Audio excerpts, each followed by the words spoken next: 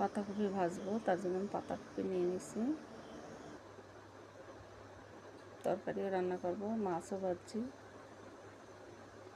তেল দিয়ে দিছি কড়াইতে, পাশে পেঁয়াজ দিয়ে দিছি, গোটা জিরা দিয়ে দিছি,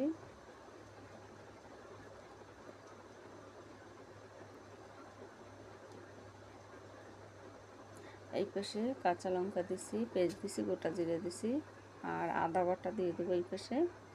কষি এই পাতাকপি ভাজায় ওই পাশে সবজি দিয়ে দিছি, কপিগুলো দিয়ে দিছি, লবণ দেবো, হলদি পাউডার দেবো। ওই পাশে লবণ দিছি, হলদি পাউডার দিছি, মরিচ পাউডার দিছি। ভাজা হয়ে গেলে পরে জল দিয়ে দেবো, জল দিয়ে দিছি, মাছ দিয়ে দেবো,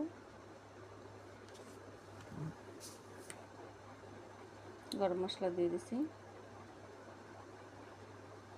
তরকারি হয়ে গেছে।